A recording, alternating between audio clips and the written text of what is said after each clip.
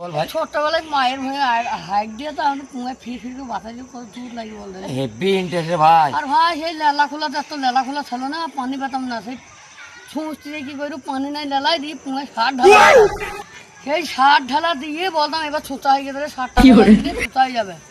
তো ভাই জীবনে বলবো কি ধর এখন 30-35 বছর বয়স হয়ে গেল তা ধর জীবনে সব জিনিস ক্ষয় আছে ভাই। হ্যাঁ কিন্তু মা ধর ছোটবেলা থেকে ছুটি দিত পুঙার ক্ষয় নাই রে একটু না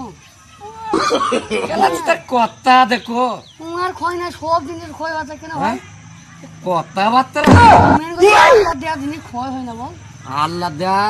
আল্লাহ বলছি আমি যে জিনিসটা তৈরি করেছি ক্ষয়ের জিনিস লাই, দাঁত ক্ষয় হয়ে যায় হ্যাঁ, কিন্তু শরীরের চামড়া ক্ষয় হয় না। কিন্তু ভাই পুঙা ক্ষয় হইল না কেন রে এত মা ছুটি দিল আবার আমি ছুটলাম কিন্তু পুঙা ক্ষয় হইল না কেন জীবনে সব জিনিস ক্ষয় হয় পুঙা ক্ষয় হয় না। এই দুঃখে ভাই আমি সেই ছোটবেলাকার কথা আমি আর যখন মনে পড়ে জানিস হ্যাঁ আমার বুক ফেটে যায়, বুক দিন হয়ে যায়।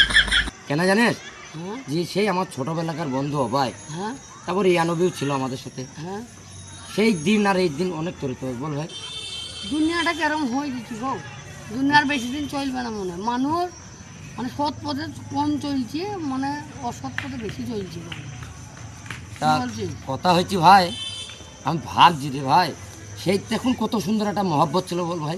একটু নাই কেন কি জানে মানুষের মেন কথা পয়সা কিন্তু বেশি রে পয়সা হয়ে গেছে বা আর মানুষের আগে অভাব থাকতো হ্যাঁ তাই তো মানে এর বেশি গল্প করতো হ্যাঁ